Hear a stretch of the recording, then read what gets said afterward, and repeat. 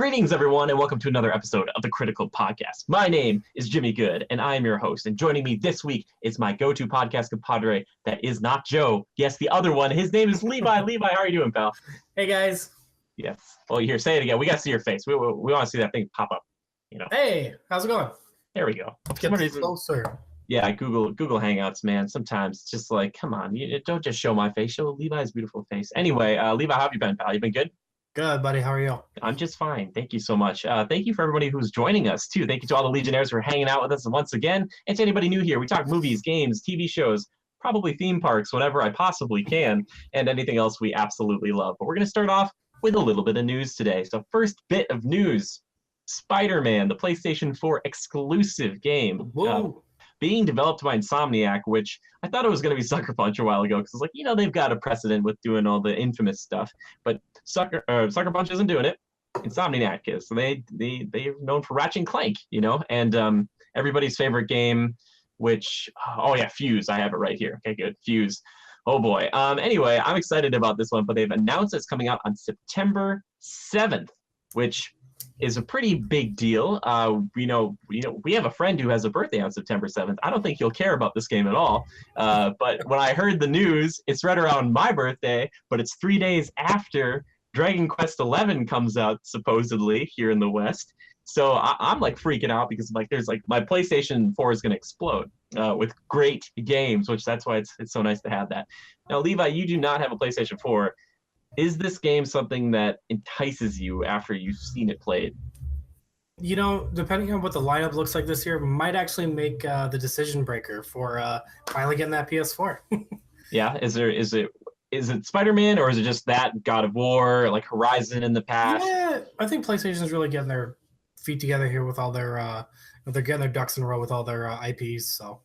Yeah, and I know that you had kind of flirted with the idea of playing either Horizon or Persona 5, and knowing that is in the catalog, and that you have a friend who would let you borrow them and actually play them, besides playing Dragon Quest Builders, which now you have on Switch, instead. So maybe you're just waiting for the right time to strike, is what you're saying. I always wanted to play Final Fantasy 12 too. Zodiac Age looked good, so I always wanted to dig into that. Oh, we are going to have somebody, I know one of our Legionnaires is going to be so excited to hear you say that, because they love 12. And I tried 12 a long time ago, and it was when I was a bit younger. And our friend Ryan, I played it, and I think he was showing it to me, and I was like, this battle system is so weird. It was so foreign to me. That really kind of turned me off at first, too, all the lions going everywhere. Yeah, I was like, but I've heard people really love that game. So I've heard there's a really good character, but he's not the main character. It's the Han Solo-esque type guy. I don't know. Anyway. So Spider-Man coming out. I'm really excited about it. I haven't really had a great Spider-Man game since, I know people say this all the time, Spider-Man 2, the feeling of that game was so good. Spider-Man 3 wasn't really the same, but this one I'm hoping returns to form, and from what I've seen, it looks like they're talking about even having some other weird tie-ins potentially. They have Avengers Tower, the Wakandan Embassy, and the Sanctum Sanctorum. Doctor Strange's place is going to be in this game, Levi.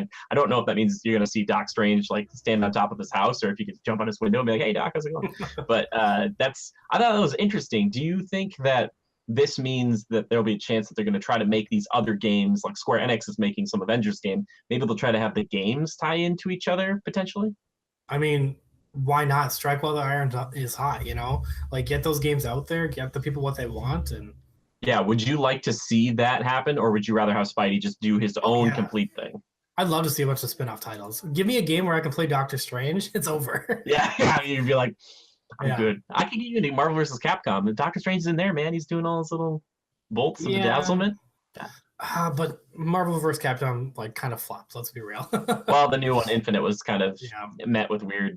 I don't know. It also looked, sadly, it's hard to judge a book by its cover. But a lot of times with video games, it's easier to do that, and I think that was one of the problems. Everybody looked so weird originally, Chun-Li and Captain America. All of it looked Have we had a Spider-Man game since 2 or since 3?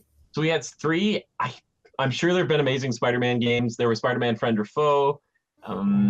He's appeared in other things like Disney Infinity, but I don't know if we've gotten a full open world like this for a long time. Now, don't quote me. There's probably a bajillion Spider-Man games that I haven't heard of, but for the main and getting this much attention, I don't think we've seen that. So I remember, back in the day when I got my first PlayStation, I had a disc that had a bunch of games on it. I think Spider-Man was one of the demos on it too.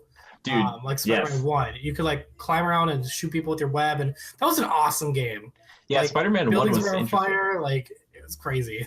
Yeah, Spider-Man 1, like I remember there's like certain levels. It wasn't open world. I think you had to like swing across. There'd be like Yeah. clouds, and like if you fell in the clouds, it was like you're out of the level. But like 2 was like an open, truly open world. Yeah, I remember I just watched something about demo discs done by one of the Easy Allies, Ben Moore. He did a little thing on that. I was like, oh yeah, demo discs. So that's kind of what you're talking about right there, demo discs, Yeah. which are pretty cool. Yeah, but yeah, I'm excited to see more Spider-Man. They also mentioned stuff like Rhino and Shocker and Vulture are going to be in there, or at least referenced, which I thought was kind of strange. Like, I would rather them not mention a villain if it's only like a reference in passing. Like, I don't want them to be like, oh yeah, remember that time I fought the Vulture? Like, I don't, I just don't talk about him if he's not going to be there. Yeah. Who's your favorite Spidey villain? I don't know if we talked to you about this. I think Doc Ock is pretty cool. Doc Ock. Cool. Yeah. I loved Spider-Man 2 for that reason. So well, Alfred Molina was really good, but is it because of his power? Like just like his powers are cool. Like he's smart, and he's not fully evil for the wrong reasons. He's not like a super evil guy. Yeah, I mean he is, but there's a reason why there's a method for his madness. So yeah, well, at least in the movie, I think in like the comics, he's much worse. Like he's a horrible person. Yeah. In the movie, it's like, he's kind of, that happens to a lot of those villains, where it's like they were kind of a good person, and then something bad happened, and then they're just like, I'm kind of bad sometimes. Like, because I think he really wanted to help Peter out at some points. Oh yeah, and I love, man, his that father-son relationship, which they did again after the Willem Dafoe one in the first movie. It's still so good. Like, I wish you could have Willem Dafoe and Alfred Molina in the same movie fighting Tobey Maguire. Like, that would be also, but I shouldn't say like the actors. I mean Doc Ock and Green Goblin versus Spider-Man. I don't know if those actors like punch each other. Yeah, man, that'd be something else. Wait for Sinister Six, man. It's coming. And Doc Ock will show up. I kid you not. Doc Ock is coming back. He'll be back. Don't worry about it. But I love the Green Goblin, so but people have heard me talk about that. Yeah, Joe loves Venom, so we're all covering our bases here. Anyway, moving on. Let's move on to some more news here. Apparently, it's been reported. Steven Spielberg said that Indiana Jones, number 5, which we don't know. I'm gonna just say Indiana Jones 5, will be the last time that we see Harrison Ford pick up the whip and don the hat, which I think is probably a good thing. What do you think? Probably a good idea. Yeah. Do you have a lot of love for the Indiana Jones franchise? I can't even say it. Oh yeah. I think the early ones are entertaining, but I feel like the franchise doesn't mean as much to me as it does for some people. Yeah.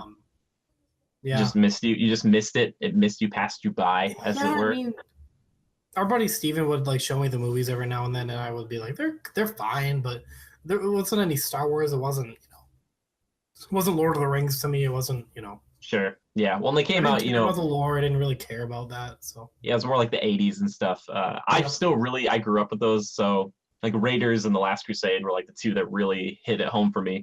I rewatched all of them recently. 2 is weird. There's some cool stuff in 2, but there's a lot of weird stuff too. And 4, Crystal Skull. That's like one people, if you like bring that up to people don't even want to talk to you. They're like, I don't even want to. They're like, I'd rather not.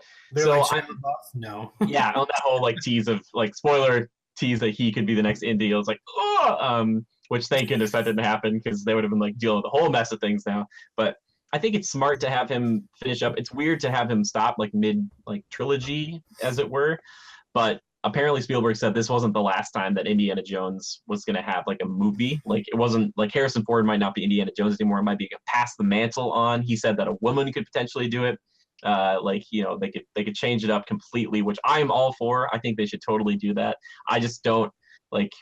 I've got no qualms against this actor, but for goodness sakes, I don't need Chris Pratt taking on another role in another like franchise. Like, please just don't. Please, like. Do we need another Indiana Jones film? Yeah, well, I think, and now I have Tomb Raider now gearing up. Like, do we need it? Well, I've heard rumors that Harrison Ford only did Force Awakens so he could get another crack at Indiana Jones. And crack is intentional, like crack of a whip. Yes, what? Fun. Yeah, because he said he wanted, because I think he realized, and I think a lot of people did too, but that Indy 4 is not really great, and it's very strange, and it was not a high note to go out on. Like The Last Crusade was a pretty good like high note to go out on. So like to have 4 come in and be like, ugh, like, you know, so this is him saying like, all right, I'm gonna do this one last time. The only problem is with Kingdom of the Crystal Skull, that movie is a lot about how Indy is like too old to do things. And like the Shia LaBeouf's like the new, and like Indy's ways still kind of work, but they're not as efficient as they used to be. It's like, what are you gonna do this time? Like, what is Indy still out there like raiding tombs and stuff? You know, like he's getting up there. Like, I love you, Harrison, but like, come on. So I think it's good that it's gonna be his last time. But Spielberg was pretty sure that it's not gonna be the last Indiana Jones film, which is like that's fine. That's fine with me. I still have the old ones that I love, and they just can't recapture that magic. I think it just doesn't make sense, you know, like in those movies, I remember like they punch a guy, it makes like a big noise and like all this stuff, and it's like it's a little campy. I don't want to get, you know, what's the word? Hyperbolic?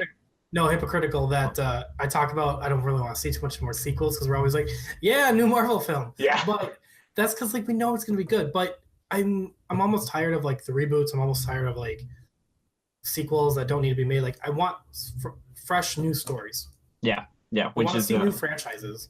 Yeah, we should probably do this like as another show. Yeah. However, jumping back quickly to FF12, the guy who the director, I shouldn't say the guy, the director behind Final Fantasy 15 and a lot of that team has gone off from Square Enix into another branch of it, and they're making their own. They're gonna make a completely new AAA IP. Just completely new. They said they're like, we don't want to do the Final Fantasy stuff again. We're gonna go do our own thing. And I was like, yeah, man, you guys have earned it. Like I know some people are kind of like here or there with 15, but 15 is a really cool game. Like seriously, and they've added so much to it. Give it a shot. Yeah, I just want to see these guys be like open to doing that, because the only reason we have these franchises that we love now, like Final Fantasy, which changes all the time, or Indiana Jones, or anything like that, is because at one time it was brand new. They haven't always existed, you know, like. Yeah.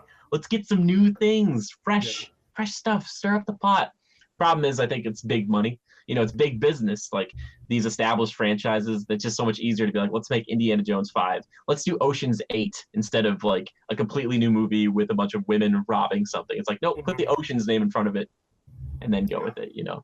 And, you know, like, and to the same thing, like, a lot of people are going to give me crap for this. I love Twilight. I love Twilight. Loved Harry Potter. I liked Hunger Games. I like franchises like that where they make good sequels and then they end. I want to be excited for another franchise, and we haven't seen anything besides Marvel in the last couple of years. I mean, Divergent tried, failed. What's the movie that just came out last year? Maze Runner. Oh, well, that's been out for a few. It's okay, yeah.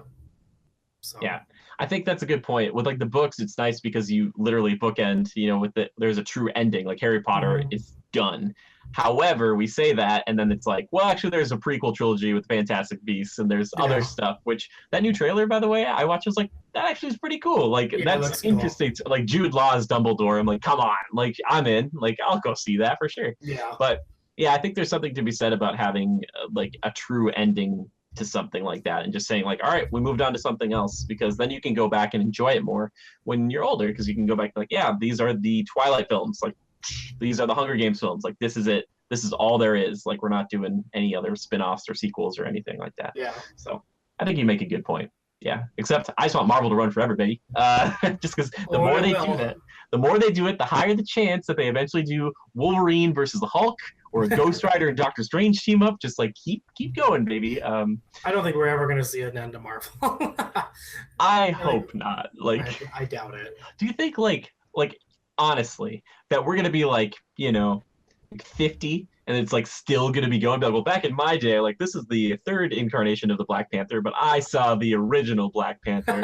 You're like, who's Robert Downey Jr.? And you'd be like, how can I don't even talk to you. Like that's what we're gonna be like. Like when you talk to older people now, they're like, how haven't you seen like all the parts of The Godfather and all this? We're gonna be like, how haven't you seen all the Avengers? You know, like like exactly. It's gonna be great. But do you think that's gonna keep going that long? Do you think? I think it's gonna go for a long time. Yeah, they just those keep. I know it's Feige a tried and true formula that, you know, they mastered. So Yeah, well, that and Feige talked about like 20 more films in Yeah. the works already, and it's like, Unless we see like a really big decline and like they really mess up somewhere along the line, which I highly doubt, then yeah. no, they'll just keep pulling for the well, and they'll keep making characters like strange, weird, offshot characters lovable, like Groot Yeah. and Rocket. Like the fact that they made a tree and a raccoon lovable, and I know technically not a tree, technically not a raccoon, but still Yeah. pretty crazy. Anyway, let's move on. That's all the news we have for today. Now, I want to talk about a few things here. I'm trying to think of where we should start. I think we'll start with Far Cry 5. Now, I've been playing it, and there's a review in progress right up there where it should be. Future me hopefully edited that in. Levi, I want to know a little bit about your Far Cry past. I know you picked up 4, but have you played any Far Cry since then, or is there any love in your heart for the Far Cry franchise? I actually didn't pick up 4. No. I thought you did. The last time I've like actually had a hands-on Far Cry experience was back. It was like Far Cry 2, and Oh, really? I remember like the dude with the hairy arms and like he gets like the claws. That's, I think, Far Cry Primal. Oh no, not Primal. Sorry, Far Cry Instinct. Yeah, like way back in the day. Is that it? Back on like wanna- Xbox. I remember playing a Far Cry game and I was like, oh, this is weird. Let me see. That- yeah. Far Cry Instincts. I Yeah, got this vision in my head of like this dude with like hairy claws and Yep. he's like, that's the one you played. So you didn't play 2. You played Far Cry No, Instincts. yeah. Whoa, crazy. and I just it's how long ago was that? A while. And that was just a demo on Xbox, so That was back in 2005. okay, yeah. 13 years ago. Xbox days. I've seen them come out and I've kept up with it.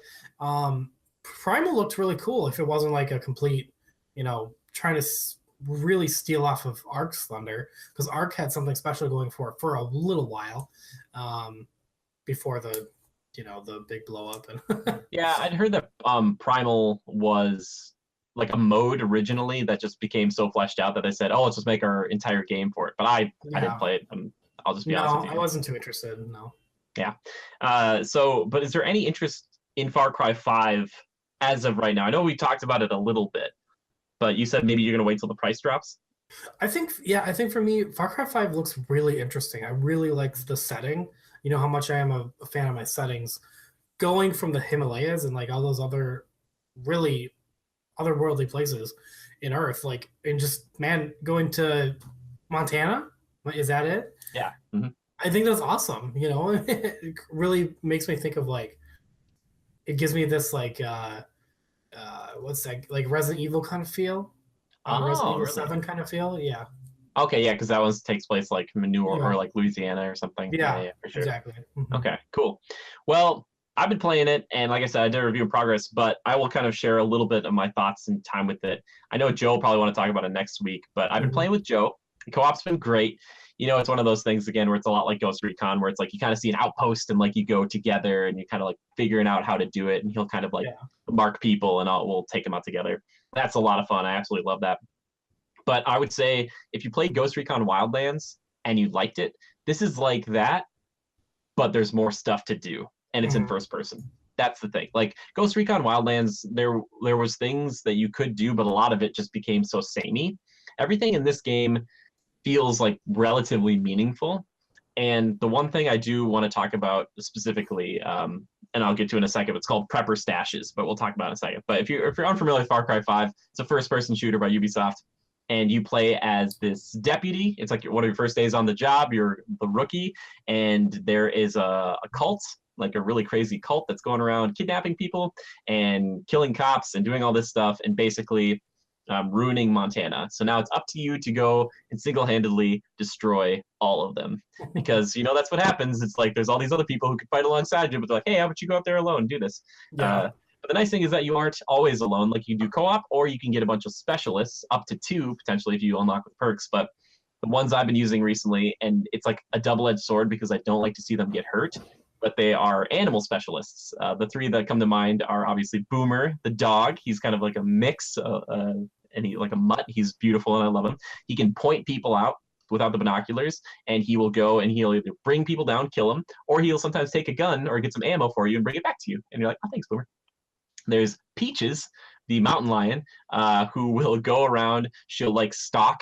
She'll like go into tall grass and she'll be stealthy, and then she'll bring people down without being noticed, which is really good, especially on like these heavy guys, like they're like elite soldiers. And then there's Cheeseburger, the grizzly bear, who also kills people but draws aggro. And their animations are so great in when you meet them. And there's like usually with I know with like Peaches, I think, and Cheeseburger, there's like two different pet animations. With Boomer, he'll jump up and he'll kind of put his paws in your hands and you kind of look at him and he'll kind of lick you. With like Peaches, there's like a few different like kind of scratch the cat and it's like, you know, she's kind of purring next to you. And Cheeseburger. So it's like a nice pet or whatever that you do like on its head. Like, oh. And then if you get down to his level, he'll get up right in your face and lick your face. And you're like, oh, he's so sweet. He's a big grizzly bear. And then you're just like having that grizzly bear go and kill people. And it's so much fun to watch them do that work because a lot of times, like when Joe and I would play together, I don't know if it scales differently, if there are more enemies or not. But when I was moving through an outpost the other day with Peaches and Boomer, we took it out really handily, and it was like, all right, cool. Like the big story, like boss mission stuff, I think they kind of side table them, which is totally fine. But using those specialists is so much fun, and I really love it. It just adds something to the game, and oh man, I love it. Just I love I love animals, and I love having animals. Kicks makes me want to pick it up. Yeah, man, and they're just murdering people, and it just feels so good. And you just like, and it's so great because the NPC, like the noises that they'll make, like one guy will be like, he's like, call your dog off, and another guy will be like, I'm allergic to dogs, or you just hear like someone just scream out, be like, oh my gosh, the resistance has a cougar, and then like you just gets them, and you're just like, nice, like good job, Peaches, like, and I'm like, oh, it's so good. Anyway, but I want to talk about prepper stashes for a second because this game is big and like huge game. At the same time, though, it's not overwhelmingly so. Like if you pull back on the map, if you look at Ghost Recon, that one was split up into different places based on the lieutenants of the drug cartel in that game. This one's based on 3 lieutenants of this cult. And because of that, when you pull back, it seems like there's less on the map, but it still feels like a map that's worth doing stuff in. There isn't like all this space in between where you're just like traversing it. You're like, okay, my next thing is like 10 kilometers away and it's going to take me forever to get over there. It's like this game really doesn't do that frequently, which is really nice. But these things called prepper stashes basically are like little puzzles that you get, and it's like people who like prepped for doomsday scenarios or just other like little hidden stashes, and it's a little puzzle to figure out how to get into that place. Once you do, you get like money, you get guns and ammo, and you get perk points, which you can use to unlock special abilities like I said before, you're kind of getting multiple specialists on your team. You can have up to 2. I didn't even talk about that. There's just like random guns for hire you can bring along as well. But yeah, that's it just makes it worth the time to do these things, to get these perks, to unlock more weapon slots. Even this is huge, and that alone makes these little things fun to do, and each one of them is different. Each outpost is different. Everywhere in this game doesn't feel like they just took a few like assets from one area, like in an outpost, and they're like, yep, there's going to be 18 outposts. It's like, no, they're all distinct. There's like a water treatment plant, there'll be like a granary or something, there'll be like a distillery, like there'll be a bunch of different things. So like one will be like a camp, like a youth camp or something. It's like all of them are different, and I really enjoy it. Last thing I want to mention, villains. They're a little more like, the villains are always pretty memorable in Far Cry, but it's usually just the one. Like these other lieutenants though, they really make you hate them, and it's really fun to fight them and like take them down. But yeah, it's a lot of fun. Leave, I don't know if you have any questions about the game as far as like combat and stuff. Like, is there anything you want to know specifically? Yeah, do you feel like it's pretty fluid? Do you feel like the combat's pretty smooth? Yeah, but then again, I just came off Sea of Thieves, so like anything felt better. I'm sorry, it's just the truth. But yeah, I thought it was really good. It doesn't feel as, you don't feel as unstoppable as you did in maybe like 3 or 4, because in 3 and 4 they introduced chain takedowns, and in this game you could still do that, but it's not as big of a deal because there's co-op and these specialists. Because in the original introduction of a chain takedown is like you would take out an enemy, and then you could like jump to another enemy and take him out, and then throw like a knife from that enemy or like grab a gun from that enemy and shoot people. You can still do that in this game, but they're usually spread out, so it doesn't work as well. But I will say the other night I did do a takedown where I grabbed a guy, like grabbed him like this, pulled out his gun, and I shot like 3 guys, and I dropped like a room of 4 guys in like 2 seconds, and it was like, that's awesome. Yeah, it feels great. It feels very like you adapt to it. Like, you know, if like the alarms start going off, you bring out the gun that you need. You go from quiet and silent to just like super loud. You bring out like your light machine gun or your grenade launcher or whatever you want to bring out, or your shotgun. You double your shotgun. It feels so good. You're sitting people down. Occasionally there'll be glitches where you like drop a person and they'll like disappear or something will happen. But I think it feels.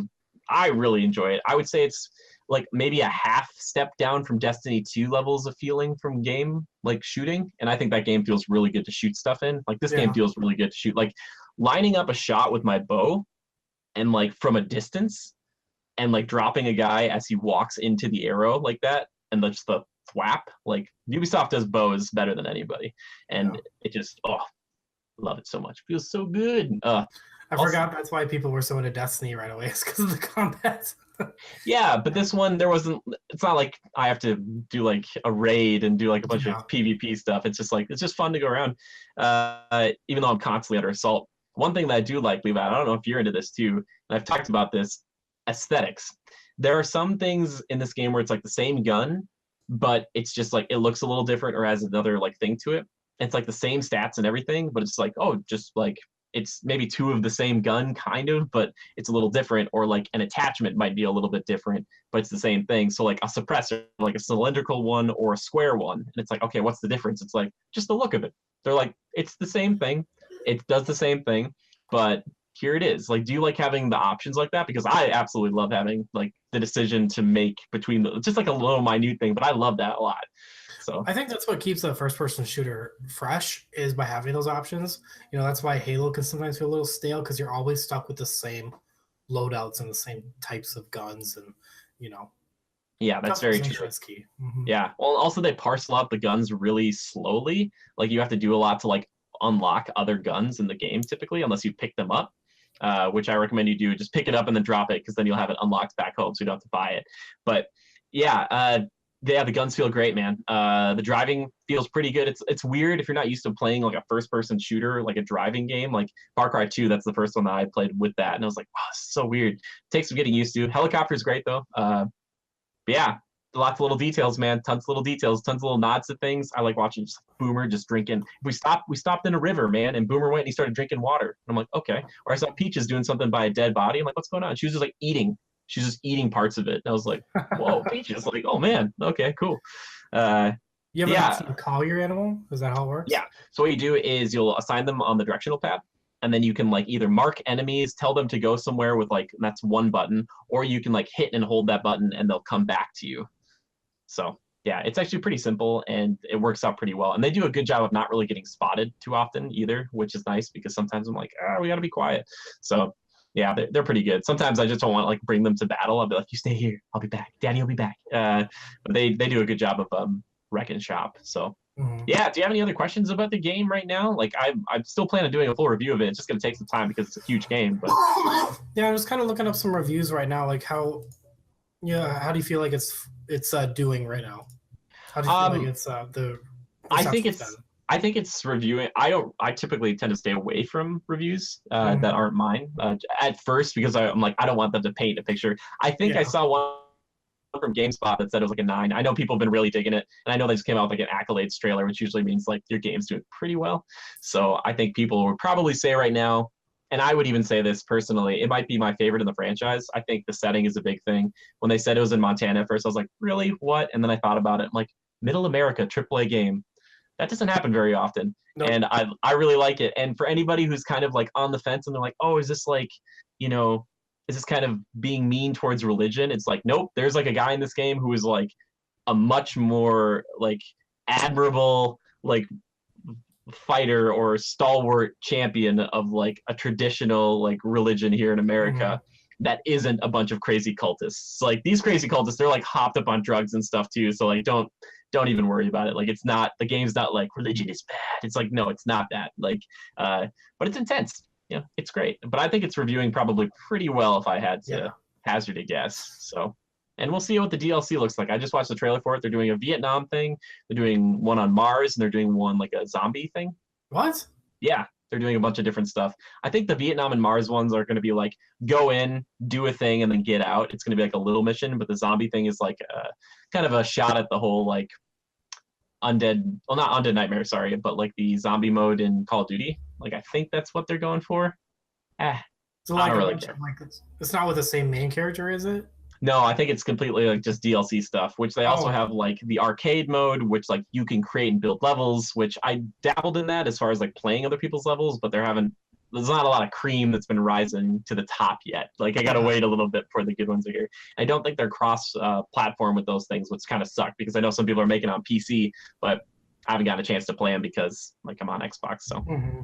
yeah, there's a lot to this game though. I would say it's worth it if you're at for the like $64 that you'd have to end up paying, at least here in the States. But if you have a friend, that's even better to play it with because Joe and I have had a lot of fun. This game was made for Joe. Like there is a semi truck with guns on it, like that it's made That's for you, Joe. pal. Like, I'm like, that is Joe. Like when he saw that, he was so skeptical at first. He was kind of like, I don't know. And then he was like playing. He's like, this is a pretty good game. And then he found out there's fishing, which the fishing is really fun. And he's like, oh my god, there's fishing. And I'm like, yeah, man, they like made this game for you. So yeah, yeah, I really like it. But like I said, full review to come. But I recommend it to people. And Levi, like you said, you're gonna wait for a bit to play it. That's totally fine. It's gonna be there. And once it's like I 20 might bucks. just check it out this weekend. God dang it. I don't Well, know. I'm just saying it's going to be worth the 20. It's going to be worth the 60. But I like this sort of game. I love open world games. I love outposts. I love taking them down. And the towers. They made a joke about the towers. Like in the beginning of the game, somebody's like on an intercom. They're having you climb the towers. Like, now I know what you're thinking. I'm not going to make you climb all the towers. And I'm like, like Ubisoft has heard people like say like, haha, you got towers. And they're like, Yeah, nope, not anymore. Like we've got like a that's few, but fine. yeah, yeah. So I'd recommend it. Go check it out. Go check out Far Cry. I'll also check out that review in progress. Let me know what you think. And if you're playing Far Cry, let me know what your favorite weapon is, what your favorite like specialist is, what your favorite thing to do. Is it fishing? Fishing's fun. Yeah, I enjoy fishing. All right, Levi. Do you have anything else you want to say about Far Cry, or any other questions before we move on? I liked climbing the towers in Assassin's Creed. Get out! No, I'm just kidding. Actually, in Assassin's Creed, it's good. In Yeah. Far Cry like 3 and 4, they made it more like kind of a puzzle in 4, like how to climb up it. Climbing in a first-person game is not. I don't think it's fun. I always like felt it climbing. was like something to do, and then it unlocked like part of the map. So especially for Assassin's Creed, where it was like all staticky and cloudy, like you couldn't see it. I thought that was cool.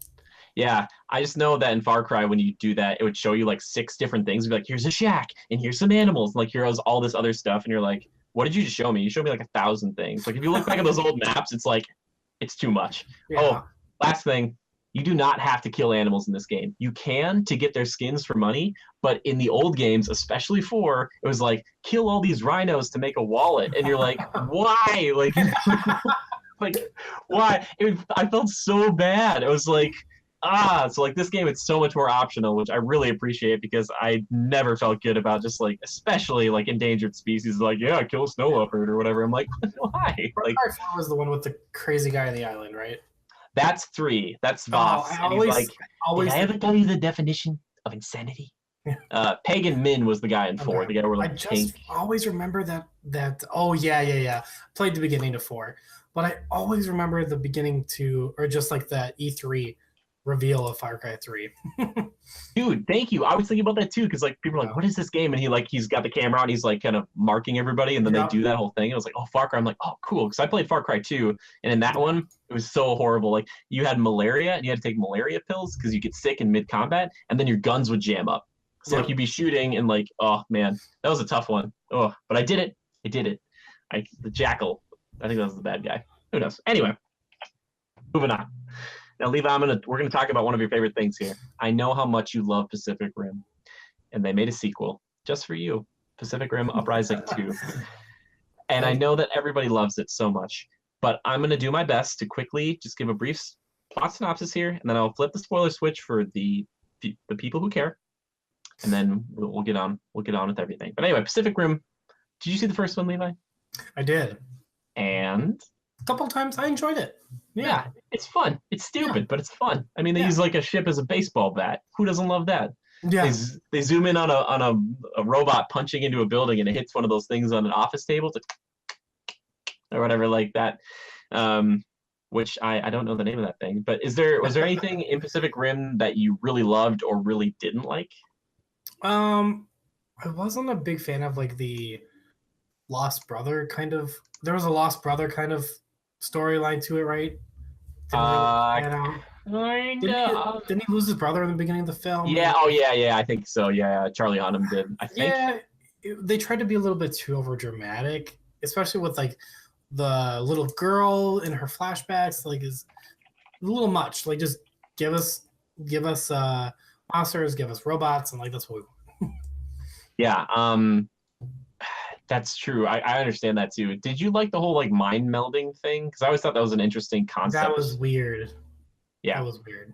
Mhm. Um, by the way, Newton's Cradle. I just want to look that up quick. But Okay. yeah, I always thought it was more like a plot device type of thing to be like, oh, they have like a backstory and stuff. But uh, so basically, it's 10 years after the incident of the first movie, which I liked. I enjoyed it. If I didn't make that clear already, just stupid, dumb, fun stuff. And they're kind of dealing like the aftermath of the kaiju attacks have been there. I mean, we're talking about kaiju, so I had to wear Godzilla, the best kaiju. Uh, but they kind of like still working on the Jaeger program, the big robots, and somehow a new threat comes in, and they have to deal with that. And it is very much, if you like anime, like the first one, this one's even more so. This one's like the Power Ranger movie I wanted to see, where everybody has got like a cool suit or like a big mech suit eventually, and they all kind of do their own cool thing. Felt very Power Rangers, but that wasn't bad. And there's a lot of moments in this movie. There's a few for sure where I was just like, I was laughing because I thought it was so ridiculous and wonderful. And I was like, I can't believe this is happening. Uh, John Boyega is the main character. He plays the son of Idris Elba's character, whose names I don't remember, either of them, from the first film. And it's kind of cool to see him living in the shadow of his father, who was kind of like this, he's like the main guy in the military. And yeah, he's way more likable in this than Star Wars for me personally. I do not like how they write Finn. I don't like how they portray him at all. And I think he does such a better job. They let him just be himself. He's got his accent. He makes a lot of jokes about himself being really pretty and sexy. And he's working with the son of Clint Eastwood, who's the other main character in this movie, and he like jokes about him being like pretty and sexy. Like it's just like a lot of just like stupid, dumb, funny humor. That's just like just corny crap, and I love it. So if you like the first one, you should see it. You probably already have, or maybe forgot that it existed, but it's a lot more of the same thing that you saw. It's robots fighting giant monsters and all that stuff. Little robots fighting robots too, but yeah. Do you have any questions, Levi, before we flip the old spoiler switch over here? Flip it, buddy. Are you sure? You sure you don't have any questions? I'm okay. I feel, not really a question, but kind of a statement. I feel a little skeptical about a movie that comes out in theaters, but you could also watch right away at home. Wait, what? You can watch it at home? I believe there's like some kind of streaming service. If you sign up for, you can watch it right away, right now at your home. Wait, is that like any movie though? Is this legit? No, like this is legit. I have to look it up, and I'll look it up. You do your thing, but we'll come back to that. But I straight up like I was like, what? It just hit theaters. Okay, well, here we go.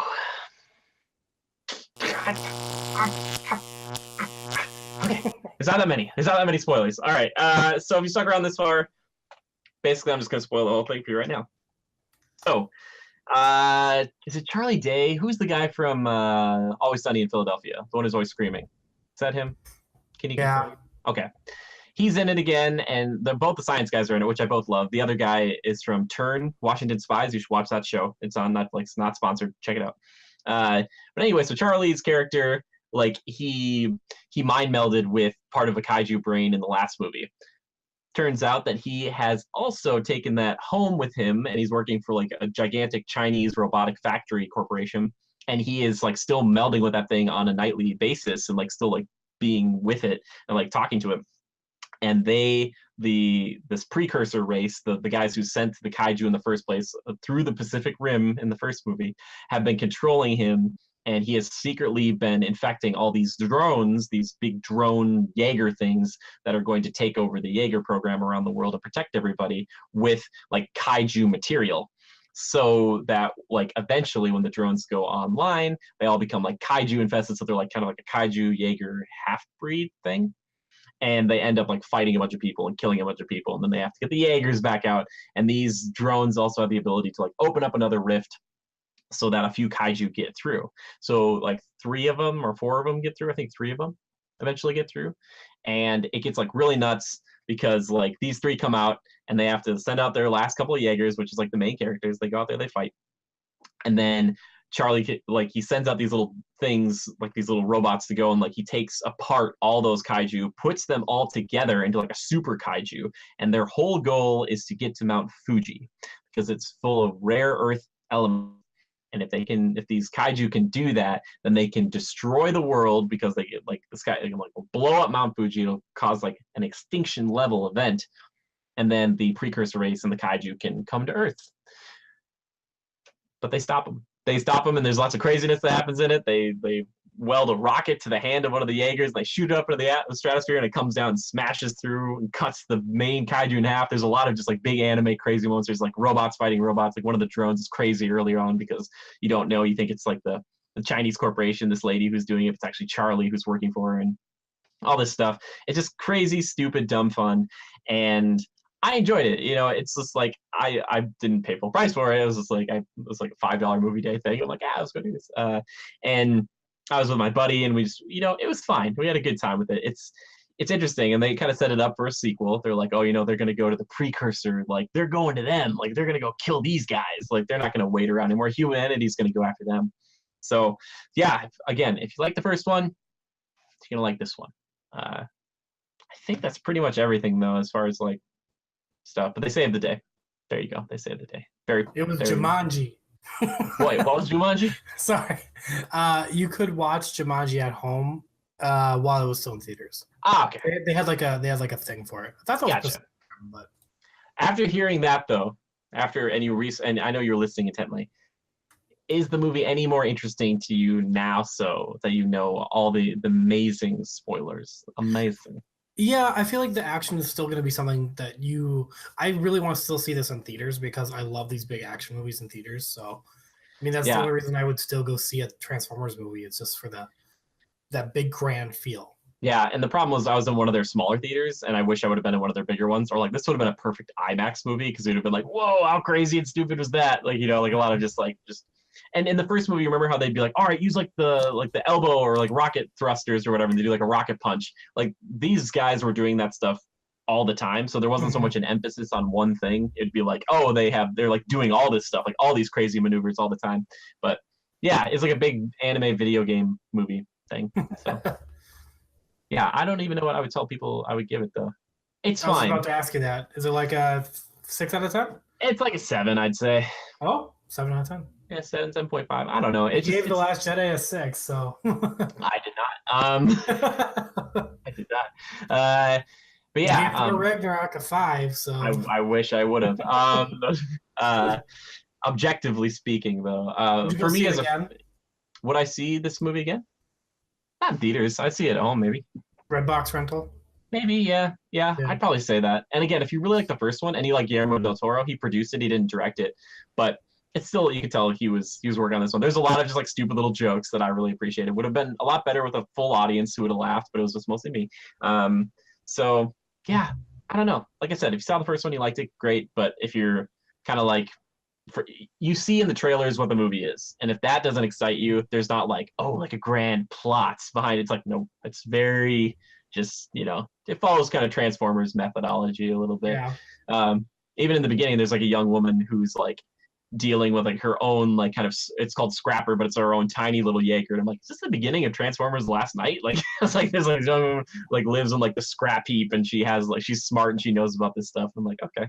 But yeah, there you go. That's my little Pacific Rim Uprising or Pacific Rim 2 review.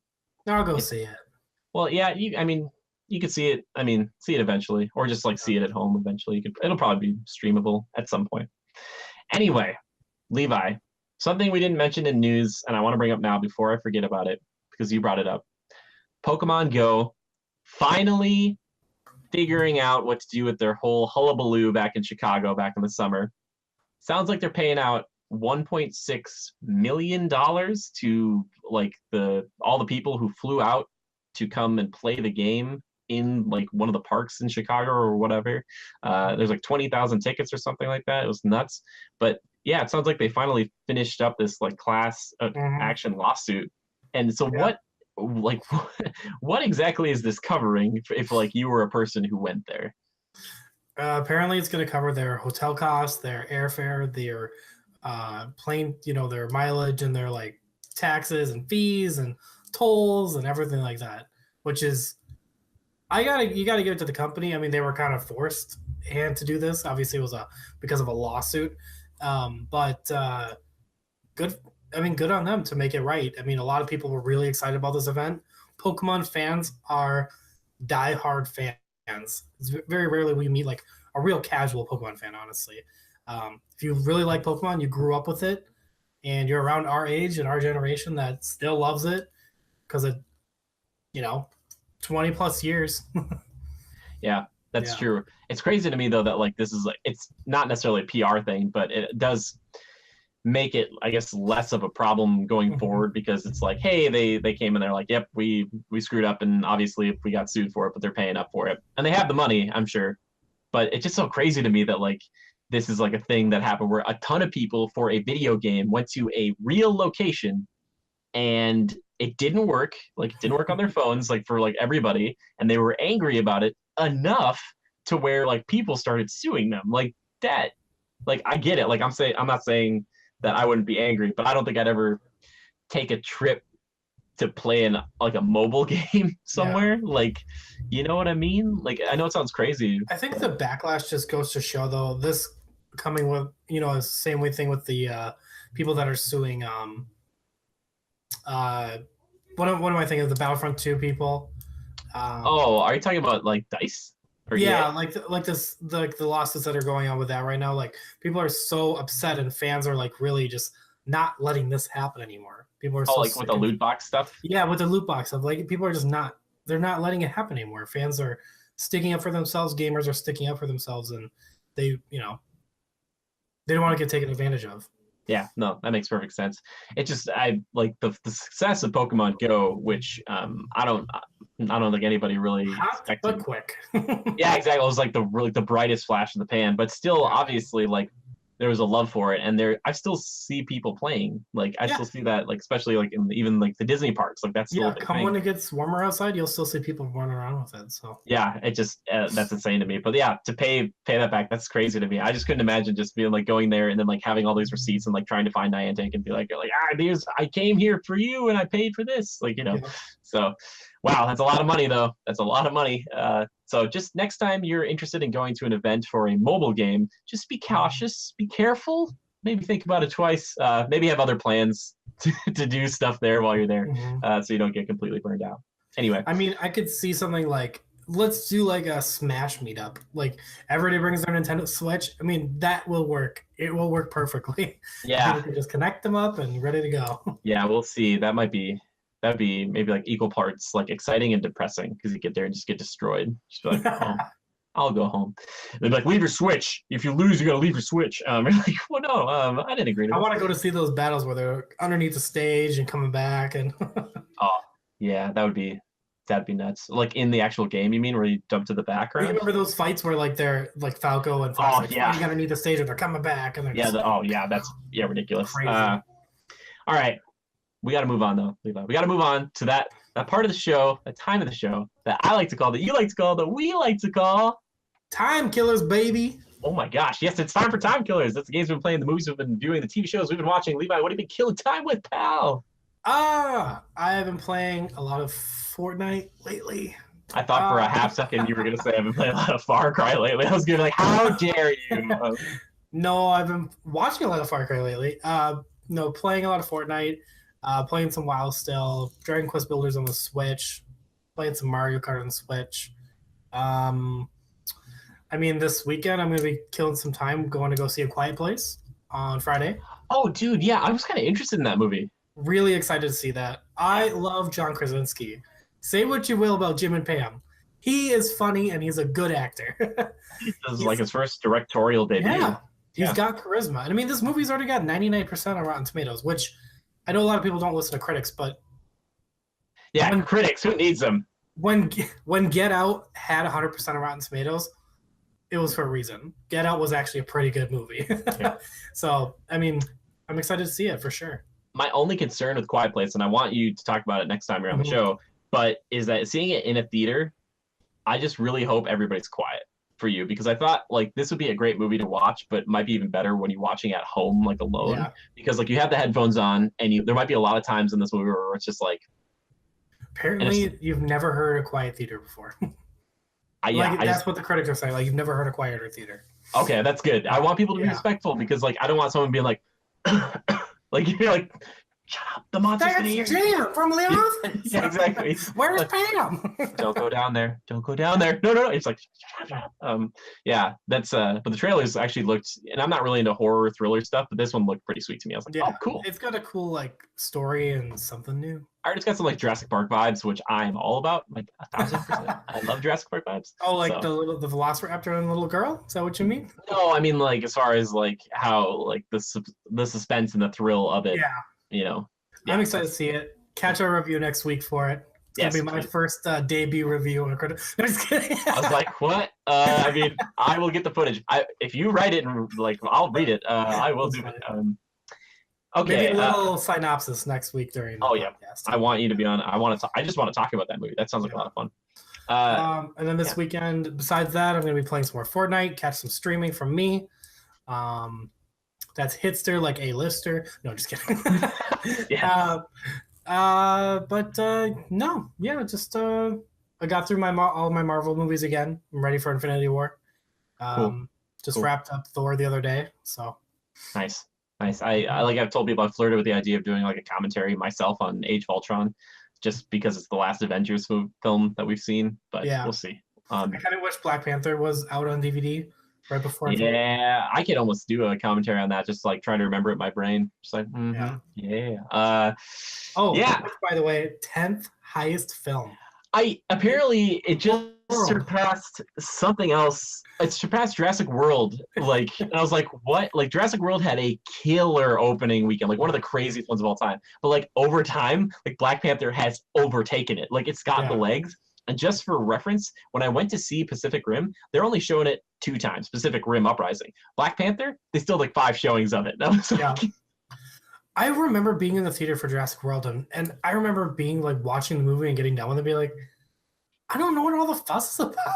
Like, I love Jurassic Park, but that movie was okay at best. Yeah, I think it was just the hype that we're getting Jurassic stuff back, and dinosaurs aren't really tackled well in movies except for Jurassic Park films. Yeah. And I think it was the same Star Wars fervor with like 7. Like, people were like, it's coming back, you know, like when people were like, for our generation a little bit more so, we're like, it's Jurassic World, it's like Jurassic Park, but it's new. And fans of ours know that I love Bryce Dallas Howard, and she is one of the main reasons I really like those films. So I love her in The Village. I think she's been phenomenal. The whole like her running through the woods in her high heels. Oh man, hopefully they'll remedy that. I mean, she's a decent actress. I'm not gonna say she's a bad actor. I think I like her more than Chris Pratt in that movie personally. Yeah. So plus her lines were not as bad as his. So whatever they cooked up in that lab. So funny, so dumb. Anyway, don't forget that that's writing. That's not. It's not his fault. No, it's not his fault. And you know what? I make fun and I say like I don't want to see another Chris Pratt. Chris Pratt and The Rock, we see them a bunch now, but they're working. If I was in their position, I would try to get as many like leading roles. The iron is hot. Yeah, I try to be in every franchise possible. So like I respect their go-getterness, but as a consumer right now, I'm like. But if it were me over there, I'd be like, yeah, I'm going to do, if someone's like, do you want to be in Indiana Jones and Jurassic Park and like Marvel Cinematic Universe? I'd be like, yes, and yes. I'd be like, let's go. They're like, you're going to die in all of them. I'd be like, I don't care. Once. I mean, you know. Yeah, man. So I respect it. I respect it. Anyway, for me though, I actually just watched the Far Cry 5 like 30-minute little video they did. It's on Amazon. It's also on YouTube now. So if you want to see like an intro, it's like Project Eden's Gate. It kind of talks about the cult and like a little setup to the actual game. If you're interested in that at all, it's actually pretty cool, pretty interesting. And it actually gets a little Far Cry-ish at the end with all like actual combat, which is good. Besides that, I just rewatched the Ocean's trilogy, Ocean's 11, 12, and 13. If you're unfamiliar with those films, they are by director Steve Soderbergh. And they're about a group of men who basically they do one job together. They go and they steal a bunch of money, and then it's kind of the ramifications of that throughout the sequels there. 12's kind of weird. It goes in a lot of weird directions, but 13's a little more return to form. First one's still the best, and it's got a crazy cast. I mean, it's got like George Clooney, Brad Pitt, Bernie Mac, Don Cheadle's in there with a British accent. It's very interesting. But yeah, I like those movies. They're good, but mostly just 11. 12, not so much. 13, a little bit better. So it's like 11, 13, 12. And Ocean's 8's coming out, so that's kind of what I want to prep myself for, because I plan on seeing that movie. Yeah, it looks like it's going to be good. Is ScarJo in that? No, I don't think so. But Kate Blanchett is, because that's my lady. I like Kate Blanchett, man. Or Kate, I like, if they would place Scarlett Johansson with Kate Blanchett as Black Widow, or no, I still think Karen Gillan from Jumanji could have been Black Widow. Like she is that in that movie. Really bothers me. Big rumor that we will be seeing Kate soon, maybe on the 27th. Oh God, big rumor. Yeah, that Kate Blanchett, she's coming back. Who else is going to play Lady Death? Sorry. Yeah. Oh, by the way, they accidentally printed off my tickets for Avengers. So I got our tickets, and the lady's like, when I went to Pacific Rim the other day, she's like, are you going to see Avengers? And I was kind of like, oh, maybe she's just like asking if she wants to know. And I was like, yeah. And she's like, I accidentally printed off your tickets. So I was like, oh, and I was like, this is not like an advanced screening going on right now, is there? I'm like, is it in the theater somewhere? Because I was like, I'm happy to go see it. If it's between that and Pacific Rim, I'll go see that. But yeah. So I'm trying to think of what else I've been playing. Far Cry, obviously, and a little bit of Fortnite with you, Levi. That's pretty much it for now. So yeah. All right. Time to move into my favorite segment of the show, community feedback and questions. Levi. I have questions. We got community feedback and questions. So I like to ask the Legionnaires a question if I don't forget. And my question, which was just such a magical question this week, because we were talking about Far Cry, I wanted to know if you could have an animal companion, what animal would it be? Like, to be in the battle with you, to go on a rampage with you. Levi, is there any animal that you think of immediately that would be a bear? You want a bear? Okay, so you want Cheeseburger. Ever since I saw the beginning cinematic to World of Warcraft back in 2004, baby, that dwarf stepping out with that bear. Imagine if World of Warcraft looked that way. Oh, like, that would be great. I'd be like, ugh, nuts. All right. So on Twitter, where you can see these questions, Van Athena C, friend of the show, she says, I'm going to say wolf. They run faster and have energy to spare. And when they jump, they actually do fly. Haha. Missile Mage sent in, oh my gosh, why can't I think of his name right now? Dave Bautista. Which I guess technically an animal, right? That works too.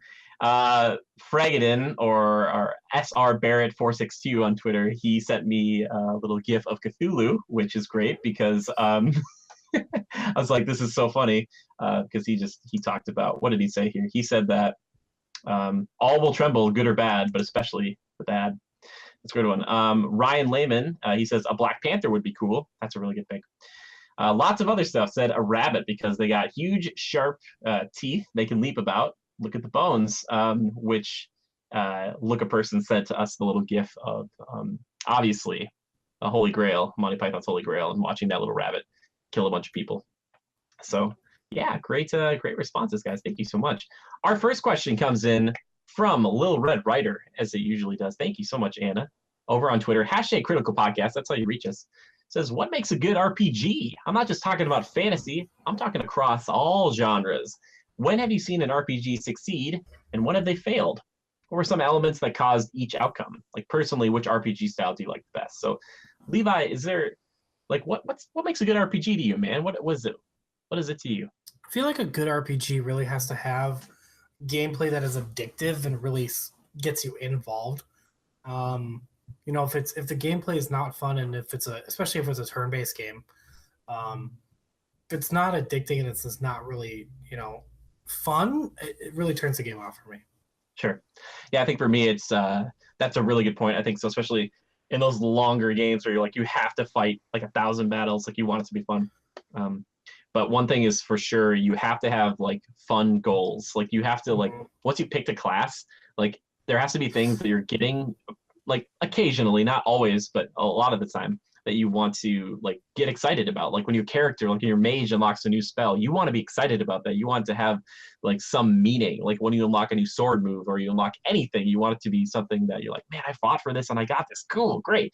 Like that to me is like Yeah. what makes a lot of what makes a good RPG. And obviously just being enveloped in the world. Like I look at like The Witcher, and like that world just feels like when I'm in it, I'm like I'm in it. Like I'm not just like oh I'm playing it. It's like nope, I'm in that world.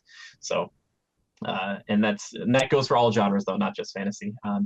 What have you seen an RPG succeed and when have they failed? RPG obviously like the Final Fantasy franchise like that's always succeeding. I'm trying to think of a good like RPG failure, Levi. Do you have any RPG failures? Um, And it's such a broad spectrum because you could say Sea of Thieves is like an I think RPG.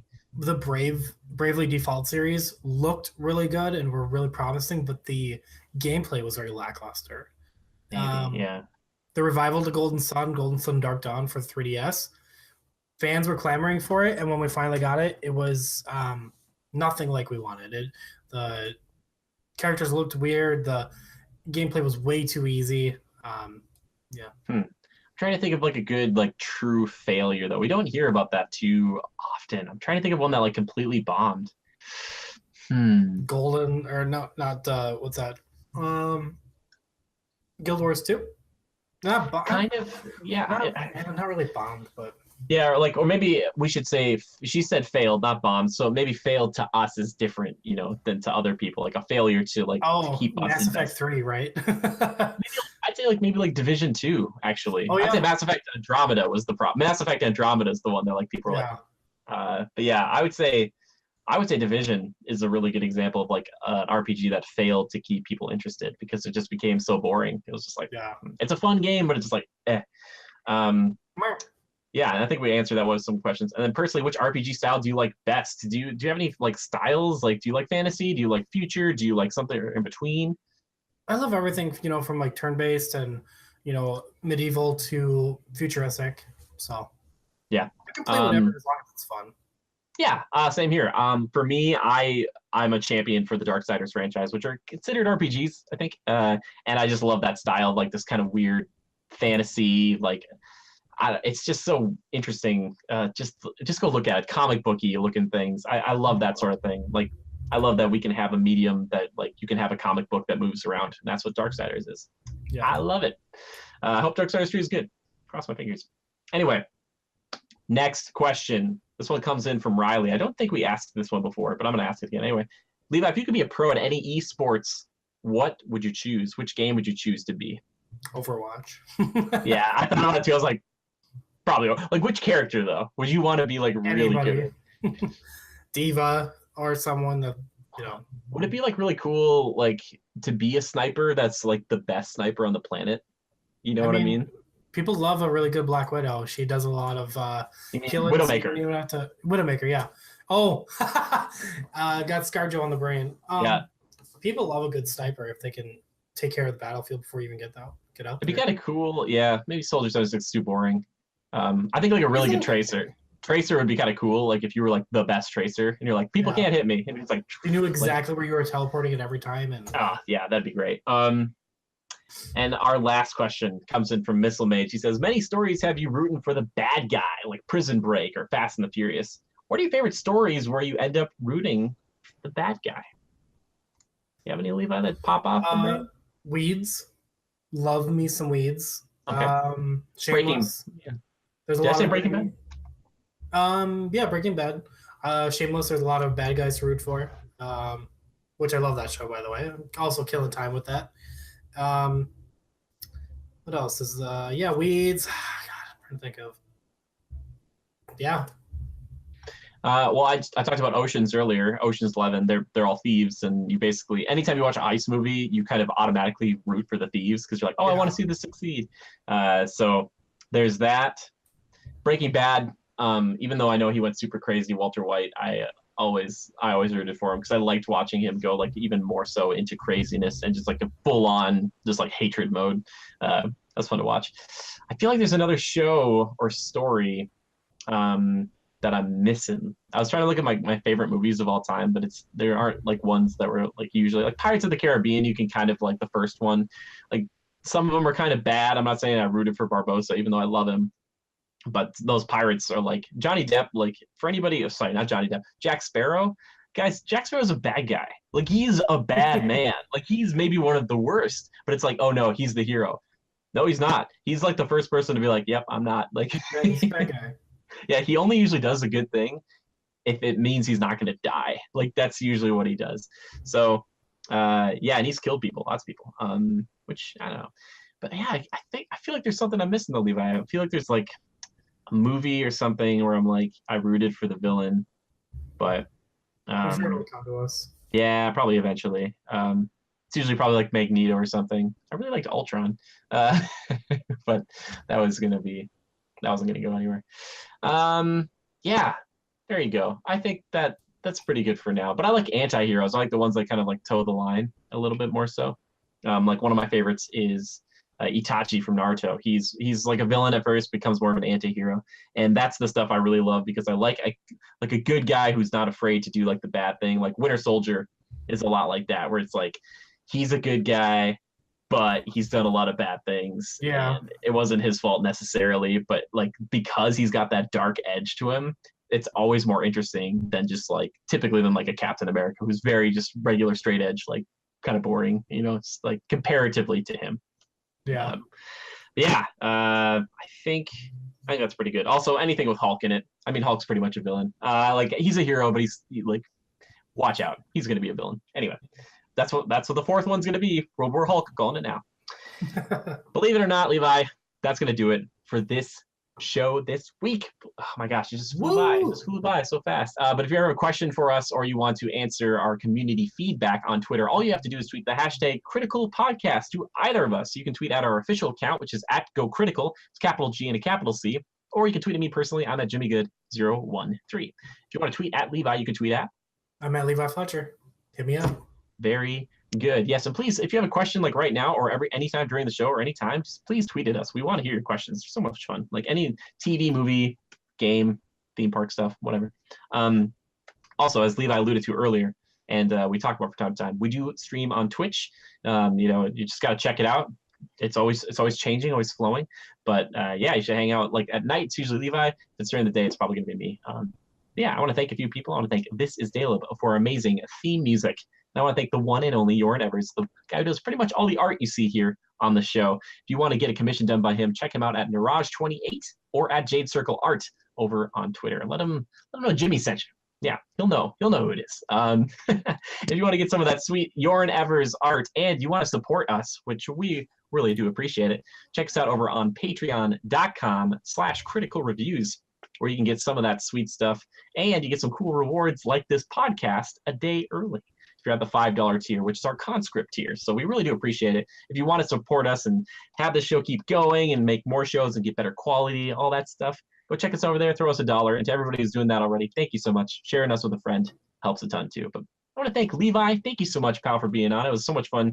Thank you for listening to me talk about Far Cry and Pacific Rim and all this stuff. I know you haven't dabbled in that stuff so much, but I appreciate you being my captive audience. Absolutely. Is there anything you want to say to the Legionnaires before we sign off here? Something about adapting and we got to get you signed off. Blue Raccoon out.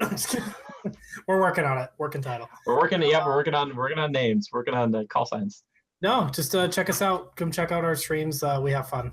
Yeah, we definitely have fun. It's a very chill time. Also, we have a Discord, which if you want to hang out in the Discord, you should definitely check that out. We have a spot in there for podcast questions that I have to try to remember to check more frequently. But we have a lot of good people in there hanging out all the time. So yeah, thank you for stopping by.